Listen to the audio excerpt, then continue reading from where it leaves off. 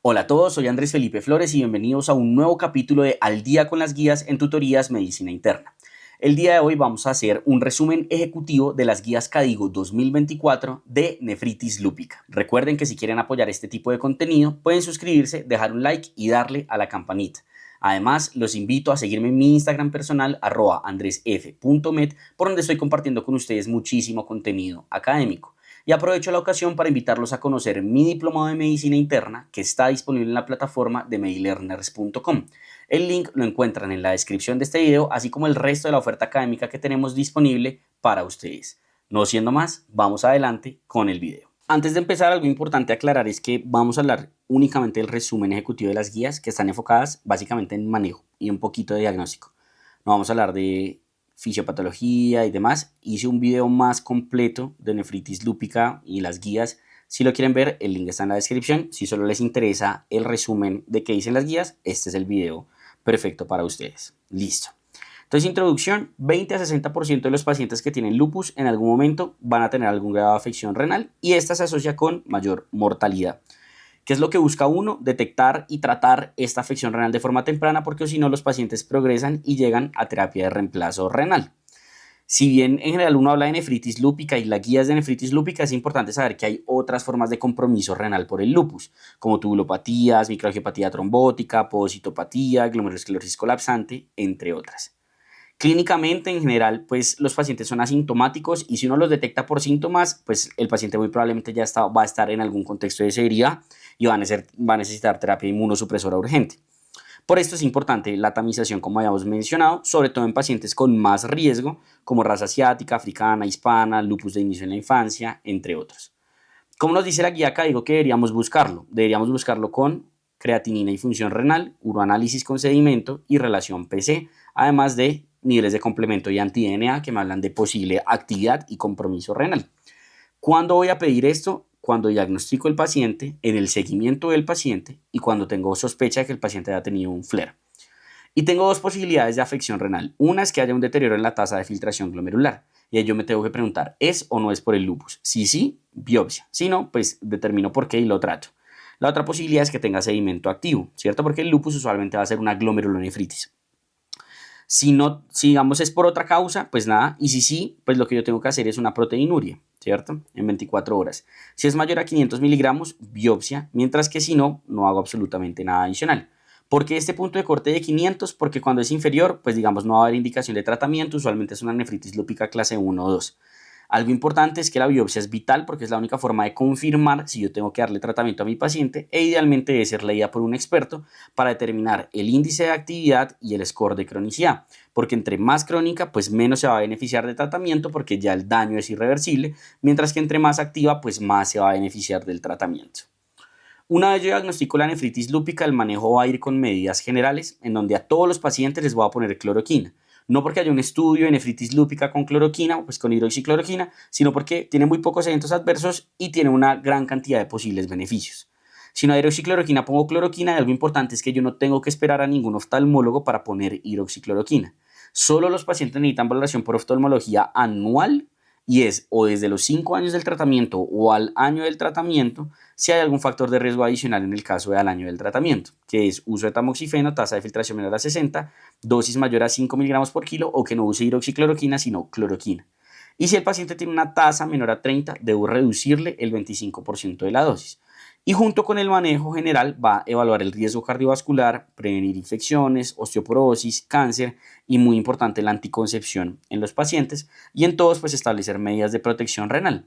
Las medidas de protección renal son las que están acá: euvolemia, utilizar medicamentos nefroprotectores, evitar nefrotóxicos, etc.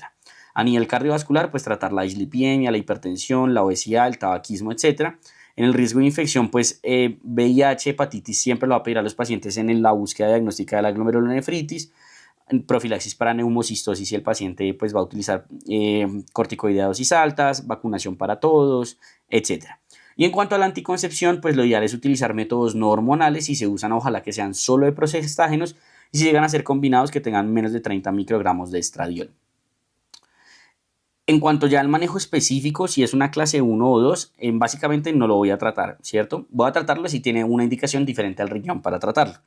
salvo que mi paciente tenga síndrome nefrótico. Si tiene síndrome nefrótico y tiene una clase 1 y 2, pues eso no es por la clase 1 y 2, seguro tiene algo más y tengo que evaluar si tiene povocitopatía lúpica. Si tiene povocitopatía lúpica, pues lo trato como cambios mínimos, que es con corticoide. En cuanto a clase 3 y clase 4, si digamos que pues lo primero es evaluar si tiene una microangiopatía trombótica, si no, es evaluar la cronicidad. Si el paciente está crónico, no lo voy a tratar porque no va a servir de nada. Si el paciente está activo, a todos les voy a poner glucocorticoides y los glucocorticoides van a ser con pulsos endovenosos de metilprednisolona por 3 días y luego titulación a la baja de prednisolona. ¿Listo? Y al corticoide yo le voy a añadir un medicamento adicional. Y ese medicamento adicional, pues es alguna de estas 4 opciones que tenemos acá. Los que más evidencia tienen son la ciclofosfamida y el micofenolato. La ciclofosfamida hay 2 formas de utilizarlo, que no sé si lo tengo acá. Sí, aquí está. La ciclofosfamida hay 2 formas de utilizarla. Está el esquema de dosis altas, que es el NIH, y el de baja dosis, que es el Eurolupus. ¿Cuál es el problema del Eurolupus? El Eurolupus solo tiene casi que población caucásica y no tiene gente con tanta actividad renal. Entonces, si yo voy a escoger ciclofosfamida en general, si tiene una afección renal muy severa, me voy con NIH, mientras que de lo contrario, y si es caucásico, podría considerar irme por Eurolupus. Es el medicamento que más evidencia tiene a largo plazo, entonces pues es importante eso, y en general se prefiere vía endovenosa que vía oral porque tiene menos dosis acumulada y tiene menos riesgo de eventos adversos. En general voy a preferir el Eurolupus a la NIH, salvo en los pacientes que tengan marcado deterioro de función renal, como habíamos mencionado. El mofetilmicofenolato o cualquier análogo del ácido micofenólico son los segundos medicamentos con más evidencia, pero lo importante es que los estudios tienen latinos e hispanos e incluso parece haber algo de mayor beneficio en estos pacientes con el uso del micofenolato. Los estudios en general son no inferiores versus la ciclofosfamida y pues tienen más proteinuria. Algo importante es que tienen 10% de pacientes con tasa de filtración menor a 30. O sea, tampoco son aplicables a población con gran afección renal. Y tienen menos eventos adversos que los ciclofosfamida, eso sí. Entonces, si yo utilizo ciclofosfamida, este es el esquema NIH, este es el esquema Eurolupus. Ya dijimos, NIH sí tiene mucha afección renal y Eurolupus si no tiene tanta afección renal y es caucásico. ¿Listo? Es importante que la ciclofosfamida yo debo monitorizar cuál es la dosis acumulada del medicamento, porque a mayor dosis acumulada, mayor riesgo de eventos adversos. Infecciones, aumenta el riesgo, más de 300 miligramos kilo de dosis acumulada falla ovárica prematura, más de 36 gramos neoplasias hematológicas y más de 80 gramos mielofibrosis. Las otras 2 opciones que yo tengo para el tratamiento sumado a los corticoides van a ser los inhibidores de calcineurina en una estrategia multitarget y el belimumab. Los 2 en general son en forma de triple terapia. En el caso del multitarget es voclosporina en el estudio Aurora con mofetilmicofenolato, esto está mal que pena, con mofetilmicofenolato y con corticoide.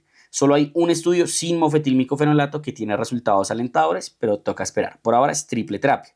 Problemas: excluyen tasa de filtración menor a 45, que no le gusta mucho a uno si el paciente es renal. Beneficios: incluye pacientes latinos e incluye pacientes proteinúricos. Tiene una superioridad comparado con el mofetilmicofenolato en monoterapia, sobre todo en pacientes proteinúricos. ¿Listo?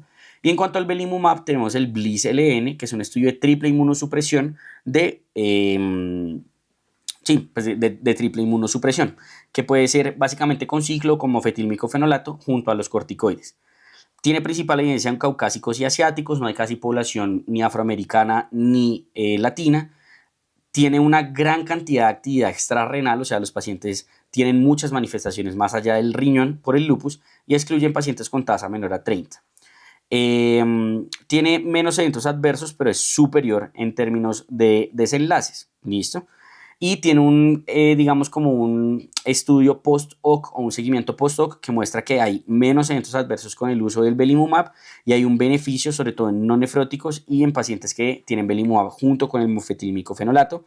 Problemas: al igual que inhibidores de calcineurina, no hay estudios a largo plazo para el mantenimiento, que eso limita un poco su uso, pero pues claramente es entendible porque son medicamentos o esquemas nuevos. ¿Listo? En cuanto a los corticoides, como les dije, son pulsos endovenosos 3 días y luego irle titulando. Siempre se prefiere así, ojalá llegar a la dosis más baja lo más pronto posible. Y estos son los esquemas de mantenimiento que tenemos. Las dosis se las dejo ahí, pues, por si los quieren como revisar. ¿Listo? En cuanto al mantenimiento, específicamente, lo que yo voy a preferir va a ser micofenolato. Si no puedo micofenolato, aciatropina. Y existe la posibilidad de, si mi paciente venía en terapia triple con belimumab o con inhibidor de calcineurina, dejarlo con eso como estrategia de mantenimiento. ¿qué es lo que tenemos acá? Yo busco reducir el corticoide a menos de 5 miligramos día. Mi primera línea es micofenolato. Si no puedo micofenolato, azeatropina. Si no puedo micofenolato ni azeatropina, que es este de acá, otras terapias. Y si venía con triple terapia, considere continuarla. ¿Listo? El manejo en general, incluyendo la inducción y el mantenimiento, debe ser por mínimo 3 años. ¿Listo? Y en cuanto a la nefritis lúpica clase 5, pues esto es algo completamente aparte de la clase 3 y clase 4, va a depender básicamente de si está uno en un rango nefrótico la proteinuria.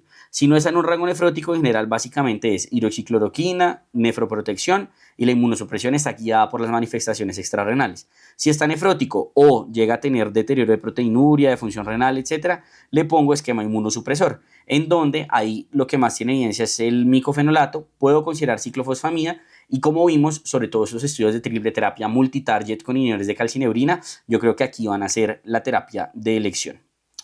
Una vez yo inicio el manejo, lo que sigue es evaluar la respuesta. Y para evaluar la respuesta, pues existen estas definiciones. Respuesta completa, proteinuria menor a 500 miligramos en 24 horas, con estabilización o mejoría de la función renal, y que esto ocurre entre los primeros 6 a 12 meses del tratamiento. La otra definición importante es la respuesta parcial, que es cuando no llega completa, pero sí hay mejoría. Entendida como una disminución de la proteinuria del 50% o más con unas proteínas totales menores a 3 gramos en 24 horas. Que haya estabilización o mejoría de la función renal y nuevamente que esto ocurra en los 6 a 12 meses del tratamiento. Y ausencia de respuestas que no logren ni respuesta parcial ni completa. Cuando yo tengo un paciente con ausencia de respuesta, este es como el checklist que debo hacer. Lo primero es ver que tenga adherencia. Si sí tiene adherencia, ver que tenga la dosis adecuada y que haya una adecuada absorción del medicamento y demás. Si no es eso, evaluar si necesita una biopsia, porque de pronto o considero otro diagnóstico o yo digo este man ya está crónico y no le voy a poner más inmunosupresor, necesito confirmarlo con biopsia. Si no es así y efectivamente mi paciente necesita tratamiento, lo que hago es cambiarlo a un medicamento alternativo. Entonces estaba con ciclo, me cambio a micofenolato y cosas por el estilo. Y en tal caso de que ya sea refractario a las primeras líneas de tratamiento, el rituximab u otros biológicos o extender la dosis, digamos como de el curso de ciclofosfamida, son las opciones que podría considerar. Ya si el paciente llega a tener una recaída, básicamente uno lo establece con un aumento en la proteinuria y ahí uno mira, bueno, ¿será que tiene sedimento activo, anti-DNA positivo, complemento y demás? Y con eso yo determino si efectivamente es o no por el lupus o si es por otra cosa. Si con esto no es claro y hay un deterioro de la función renal, la biopsia pues va a ser necesaria en este caso. El manejo básicamente se realiza con el mismo esquema de inducción con el que se logró respuesta, teniendo cuidado con la dosis acumulada de la ciclofosfamida, y hay gente que está buscando cómo hacer prevención antes de que el paciente haga nuevamente el deterioro renal, por ejemplo si se le sube el anti-DNA, si consume complemento, pero pues esto puede que funcione, muy probablemente va a ser, pero hay que sopesarlo con el riesgo de los medicamentos inmunosupresores, entonces toca básicamente como esperar un poco. La guía habla de microangiopatía trombótica, en donde básicamente si mi paciente tiene lupus y tiene microangiopatía trombótica, lo que yo debería hacer es evaluar el ADAMS 13, ¿cierto? Y el Plasmic Score. Si el ADAMS 13 está alto, si el ADAMS 13 está bajo, tiene un Plasmic Score elevado, yo considero que mi paciente tiene una PTT muy probablemente asociada al lupus y lo que hago en general es iniciarle plasmaféresis y darle manejo con rituxi o caplacizumab, además de los corticoides. Si el ADAMS 3 está normal, uno puede tener o MAT solo por el lupus o por antifosfolípidos o por otras etiologías como, no sé, algo mediado por complemento o cosas por el estilo, y en tal caso de ser así, pues uno hace el manejo dirigido. Finalmente, en cuanto a poblaciones espaciales, el embarazo lo ideal es evitarlo, si se desea, pues planearlo, que la paciente lleve 6 meses de inactividad, que continúe la hidroxicloroquina y quitar todos los medicamentos teratogénicos. Y en cuanto a falla renal, pues básicamente la hemodiálisis es igual a la diálisis peritoneal, lo ideal es el trasplante, pero para eso el paciente requiere una enfermedad controlada. Con esto terminaríamos este resumen ejecutivo de la guía KDIGO 2024 de nefritis lúpica, espero que les haya gustado. Cualquier duda que tengan déjenla en los comentarios y trataré de responderla lo más pronto posible, y si quieren seguir aprendiendo con nosotros lo pueden hacer con el video que está en sus pantallas.